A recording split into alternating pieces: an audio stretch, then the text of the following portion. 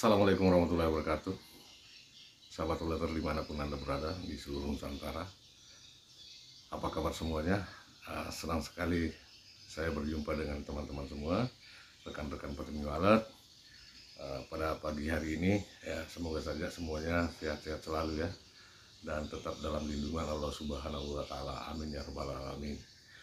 Nah, teman-teman petani walet, pada pagi hari ini saya akan membuat satu request video ya, yang berupa jawaban daripada salah seorang penanya dari teman kita yang ada di kolom komentar YouTube saya, yang mana pertanyaan ini saya anggap pertanyaan yang sepele ya, tapi sangat bermanfaat buat teman-teman sahabat petani walet yang masih pemula atau baru terjun di dunia walet, yaitu tentang apa dampak ketika sang pemilik sering masuk ke dalam RBW.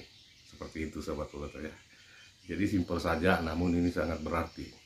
Dan di video ini saya akan jelaskan secara detail impact atau dampak daripada ketika seorang pemilik RBW suka masuk ke dalam RBW-nya dengan tujuan untuk mengontrol atau mengecek. Seperti itu sahabat uleter ya. Oke, untuk teman-teman yang baru saja bergabung pada channel ini, mohon kiranya agar di-subscribe ya, karena dengan subscribe juga itu membantu saya untuk lebih kreatif lagi, memberikan semangat untuk selalu menghadirkan konten-konten yang bermanfaat buat teman-teman semua. Dan meminta subscribe itu sahabat uleter ya, itu memang sudah dianjurkan oleh YouTube, itu wajib hukumnya. Ya, ada juga teman-teman kreator tidak meminta, tapi tidak apa-apa. Tapi yang saya pahami bahwa kita orang Indonesia ini, kalau tidak minta tidak dikasih. Ya, seperti itu. Diminta pun kadang-kadang tidak dikasih. Apalagi kalau tidak minta sahabat uleter. Ya, jadi mohon kiranya agar di-subscribe. Karena dengan men-subscribe juga ini, sudah tentu channel ini akan lebih berkembang lagi ke depannya dan lebih intens lagi dalam membagikan video-video yang baik, artinya yang bermanfaat buat petani walet sahabat uleter. Oke, terima kasih sudah mengklik video ini, dan video ini jangan di skip, karena di bagian-bagian video ini ada bagian-bagian tertentu yang bisa dipetik ya, bisa bermanfaat buat petani walet pemula khususnya. Dan kalau untuk yang sudah senior, ya saya kira video-video seperti ini sudah tidak asing lagi ya.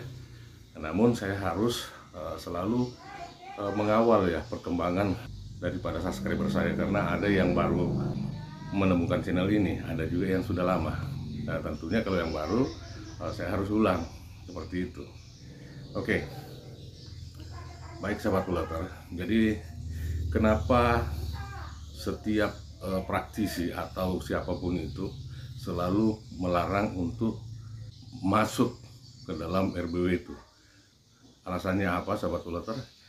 Kita pahami bahwa di dalam budidaya walet ini, mulai dari tahap awal adaptasi ya, katakanlah kita start dari on perdana misalnya, itu kita start dari situ. Itu burung walet beradaptasi, ada beberapa fase yang harus dilewati sehingga burung walet itu bisa menetapkan titik inapnya pada seburung walet. Dan ini terjadi juga bukan pada RBW kita. Dia menseleksi RBW itu secara alami.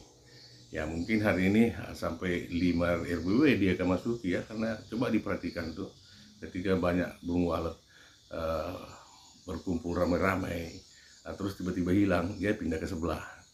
Mungkin saja burung walet itu sedang menyeleksi secara alami di mana dia mau tinggal nanti, dan ketika dia menemukan seburung walet yang dianggap layak untuk dihuni, maka dia menetapkan titik inapnya seperti itu. Mulai dari on perdana tadi sampai kepada titik menginap itu ada beberapa fase. Nah, ada yang dikatakan fase adaptasi ya, seperti yang saya bilang tadi, burung banyak berputar-putar tapi belum ada yang masuk, karena memang tujuannya main-main. Nah, begitu juga ke RBW, di sekeliling RBW kita ya. Jadi dia berpindah-pindah saja sahabat uleter. Burung yang ada di situ itu aja sebenarnya.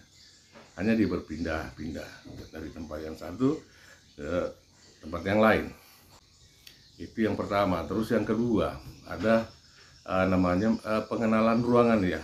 Kalau manusia mungkin dia observasi atau orientasi dalam ruangan itu, masuk ke dalam ruangan melalui akses yang disiapkan, nah terus mengeksplor semua ruangan itu ya, dengan menggunakan inderanya, indera perasaannya dan lain sebagainya. Ketika dia merasa nyaman, sudah mulai tertarik dengan ruangan itu.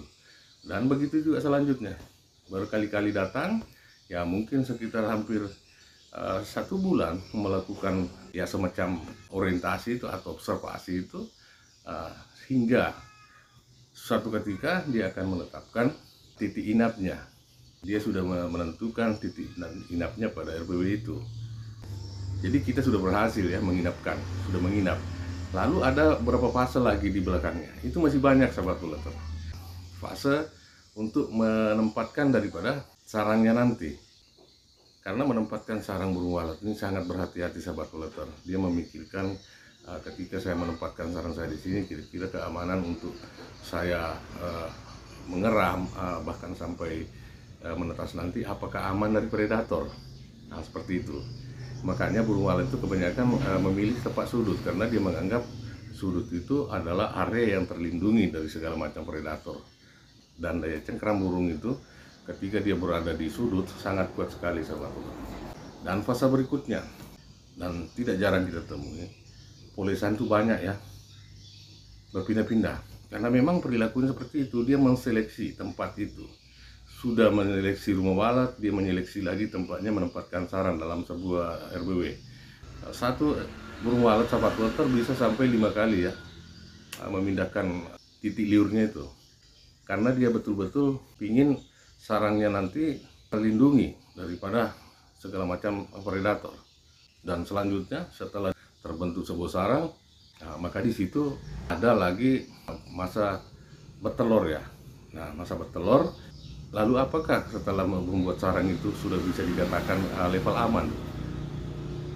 Seperti halnya dengan sering kita lihat ada yang 1 jari, 2 jari ya, namun belum ada telurnya, itu bukan level aman sahabat Pulater, masih bisa pindah. Nah, ya dia bisa berpindah tadi ketika ada serangan, dan setelah membuat sarang maka burung walet sudah mulai bertelur dan selanjutnya sampai ke fase yang anakan terbang ya. Jadi itulah fase-fase yang harus dilewati sahabat Pulater. Ketika burung walet sedang adaptasi yang melalui beberapa fase yang saya sebutkan tadi, apabila pemiliknya sering masuk maka setiap fase itu akan terputus sahabat Pulater ya. Contohnya misalnya sekarang dia sudah mulai menempelkan liurnya. Nah, ketika ya pemiliknya masuk dengan alasan untuk mengecek, mengontrol dan sebagainya yang tidak ikut aturan waktunya, maka fase yang sedang dilakukan oleh burung walet ini tadi yang sedang memoles itu bisa pindah karena merasa terancam. Akhir-akhirnya burung walet itu hanya membuat polesan saja, seperti itu. Dan bahkan ada yang meninggalkan tempat itu. Kemana burung itu? Dia turun ke lantai bawah atau lantai atas, seperti itu ya. Nah, yang lebih fatal lagi kalau burung itu kabur ke tempat yang lain. Nah itu sahabat Pulater ya. Jadi makanya teman-teman, apabila sudah meng-on perdana sebuah rumah walet, maka pastikan jangan lagi masuk di RBW itu dengan alasan untuk mengontrol, menghitung jumlah burung dan lain sebagainya, karena dampaknya sangat besar sahabat Pulater ya. Nah itulah pentingnya kenapa kita tidak boleh masuk pada sebuah RBW yang baru kita on-kan. Itu sangat-sangat mengganggu. Di samping aktivitas kita, begitu juga penciuman burung walet itu sangat peka ya. Kemungkinan saja kita manusia menganggap bahwa kita masuk dalam rumah walet itu tidak meninggalkan bau, padahal itu sangat meninggalkan sahabat Pulater ya. Sangat tercium. Penciuman burung walet sangat peka. Nah itu bisa mempengaruhi adaptasi. Sering saya katakan bahwa sebelum meng-on-kan sebuah rumah walet, yang perlu diperhatikan adalah pastikan semua komponen yang ada di dalam itu dalam keadaan kondisi normal ya. Seperti halnya pemasangan filter, terutama konektornya itu dipastikan bahwa ini tidak akan lepas. Terus keamanan kabel itu daripada tikus ya, usahakan itu diperbaiki jalurnya, jangan sampai bisa dijangkau dengan tikus. Nah, terus kondisi air, semua kolam atau wadah lainnya, baskom misalnya, itu dipastikan bisa bertahan sampai 3 bulan. Intinya memastikan bahwa kelayakan rumah walet ini untuk di-on-kan ya sudah pas. Nah, baru kita meng-on-kan. Nah, tinggal kita mengontrol dari luar. Perhatikan suaranya, perhatikan validatornya. Seperti itu sahabat waleters. Jadi permasalahan ini sebenarnya memang permasalahan umum ya, dan juga ini hampir 50% petani pemula di Indonesia ini, bahkan di Malaysia itu melakukan itu.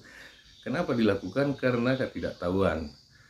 Andai kata saja dia tahu impact daripada apa yang dilakukan itu, maka sudah tentu dia tidak akan melakukan. Sangat-sangat berisiko sahabat waleters. Jadi mulai sekarang berhenti untuk selalu masuk ke dalam RBW. Jadi ya, semuanya butuh proses, kita ikuti aja kayak air mengalir.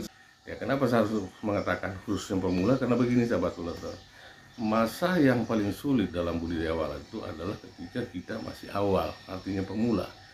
Ada level pemula. Ketika sudah kita melewati level itu, maka semuanya akan berjalan lancar ya, karena kita sendiri sudah bisa belajar sendiri, sudah tentu banyak pengalaman yang kita dapat. Seperti halnya dengan saya dulu, saya mungkin apa yang teman-teman lakukan itu, apa yang teman-teman alami itu, saya kira tidak seberapa. Dan saya belajar bukan hanya saja dari orang-orang yang sukses sahabat waleters. Saya paling belajar kepada kesalahan saya sendiri. Yang saya lakukan itu fatal. Nah, saya belajar dari situ. Jadi kegagalan itu usahakan dijadikan sebuah pembelajaran. Apakah saya pernah gagal? Pernah. Tapi saya tidak mundur ya. Dalam prinsip saya bahwa kalau dia bisa, berarti saya harus bisa. Kan begitu, siapa dia? Seperti kalau kita melihat komentar apa namanya ini, kreator-kreator tentang walet sekarang ini kan ngeri-ngeri kalau ngomong. Ya seolah-olah dialah yang hebat, dialah yang tahu, padahal belum tentu.